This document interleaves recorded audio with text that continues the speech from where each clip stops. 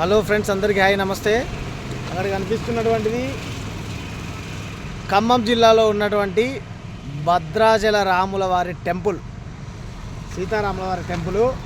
ఇది కనిపిస్తున్నది గోదావరి. నేను టెంపుల్ వెనకాల ఉన్నా. బుర్గంపాడు పోతాం, మనం ఇట్లా బుర్గంపాడు, పాలంచ, అది ఇట్లా పోతాం కదా, కుక్కునూరు ఎటు పోతాం కదా. ఈ వెనకాల ఉన్నటువంటి దారిలో ఉన్నా. మీకు ఒకసారి చూపించాలనిపించింది. ఎందుకంటే రాములవారి చుట్టుపక్కల ఉన్నటువంటి రోడ్లు ఏవైతే ఉంటాయో, అటు మనుగురు పోయేది కావచ్చు, ఇటు కుక్కునూరు పోయేది కావచ్చు, ఇటు కొత్తగూడెం పోయేది కావచ్చు, ఒక్క రోడ్డు కూడా చక్కగా లేదు. పొద్దున్న లేస్తే దేవుడి పేరు మీద రాజకీయం చేసేటువంటి వ్యక్తులు ఈ రాష్ట్రంలో చాలామంది ఉన్నారు. ఆ పార్టీ నాయకులు ఎవరు ఏందని తెలుసు. మరి మన భద్రాచల రాముడు అంటే మనం దక్షిణాది అయోధ్యగా కొనియాడతారు భక్తులు. మరి అటువంటి మన భద్రాచల అయోధ్య రాముడికి ఈ 8 మంది ఎంపీలు కానీ 8 మంది ఎమ్మెల్యేలు కానీ బీజేపీ వాళ్ళు ఎప్పుడు కూడా 10 రూపాయలు మేము కేంద్రం నుంచి తీసుకొచ్చి కొట్లాడతాం, పొద్దున్నేస్తే మేము రాముడి పేరుతో రాజకీయం చేస్తామనేటువంటి నాయకులు పైసా తీసుకొచ్చినటువంటి పాపాన పోలేదు.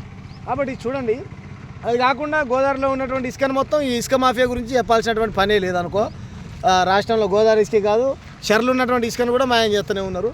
ఇక అమ్ముకునేటోళ్ళు అమ్ముకుంటూనే ఉన్నారు. దొంగలు ఏ రకంగా అమ్ముకుంటారో మీకు తెలుసు. కాబట్టి ఇది బతుకమ్మ ఆడుకునేటువంటి ప్లేసు. ఇక్కడ ఒకటి పల్లె ప్రగతి వనం అని చెప్పేసి ఉన్నది పక్కనే. అన్ని బాగానే ఉన్నాయి, కానీ ఈ చుట్టుపక్కల ఉన్నటువంటి రోడ్లే కానీ, ఈ గోదావరి పక్కన ఉన్నటువంటి ఈ చెత్త చెదారం ఇదంతా చూస్తూ ఉంటే మొత్తం గోదావరిని అంతా కలుషితం చేసి పడేసిర్రు. ఆ మూసి ప్రక్షాళన అంటుండే, మరి గోదావరి ప్రక్షాళన ఎవరు చేయాలి? గోదావరి నదిలో కూడా అడ్డమైనటువంటి చెత్త చెదారం అన్ని కెమికల్స్, రసాయనాలు కలిపి పాడు చేస్తూ ఉన్నారు గోదావరిని, పవిత్రమైనటువంటి గోదావరి నదిని. కాబట్టి చూడండి ఎంత కంపు వాసన, అన్ని కెమికల్ నీళ్ళు పోయినట్టు పోతాయి. చూడండి, కెమికల్ నీళ్ళు పోయి ఇవన్నీ కెమికల్ నీళ్ళు. ఇదంతా చెత్త.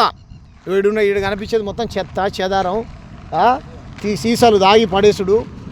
ఇటువంటిది కేంద్ర ప్రభుత్వానికి పట్టదు, రాష్ట్ర ప్రభుత్వానికి పట్టదు. వీళ్ళేమో సెక్యులర్ వాదులు అంటారు, వాళ్ళేమో మేము దేశభక్తులు, ధర్మభక్తులు అంటారు. ధర్మభక్తులు మన రాష్ట్రాలలో ఉన్నటువంటి గుళ్ళకు పైసలు తీసుకొని రారు. కాబట్టి వీళ్ళ కంపు వాసన ఏం తెచ్చినాయో కంపు వాసన. భద్రాచల రాముల గురి అదే అక్కడ కనిపించేది.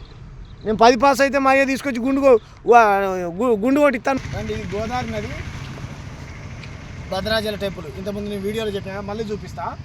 గోదావరి పక్కనే ఇట్లాంటి పశువు చచ్చిపోయి ఇక్కడ పడున్నది. చూడండి, వాసన మామూలు వాసన కాదు, ఒక రేంజ్లో వాసన. కాబట్టి పవిత్రమైనటువంటి దేవాలయం వెనకాలనే, వాటి కనిపిస్తున్నటువంటి దేవాలయం వెనకాలే ఇట్లా పశువులు చచ్చిపోయి పురుగుల పడి గోదావరి నది మొత్తం కలుషితం చేసి పడేశారు. ఈ రాష్ట్ర ప్రభుత్వానికి ఇంత సిగ్గు లేదు. దేవుడి పేరుతో రాజకీయం చేసే ఈ లంగలు ఎవరైతే ఉన్నారో 8 మంది దొంగలు, వీళ్ళకు సిగ్గు లేదు. మరి మూసి ప్రక్షాళన అంటుండే, గోదావరి ప్రక్షాళన ఎవరు చేయాలి? ఈ గోదావరిలో వివిధ కంపెనీల రసాయనాలను కలిపి పాడు చేసింది కాకుండా ఇట్లా గోవులు, పశువులు, మేకలు, కుక్కలు చచ్చిపోయి తీసుకొచ్చి పడేసారు. మీకు వీడియోలు వీడియోలు చూపించాను, మళ్ళీ ఒకసారి చూపిస్తాము ముక్కు మూసుకొని. కెమెరా వీడియో తీసే తమ్ముడు కూడా నేను పోలేకపోతున్నా అంటుండు.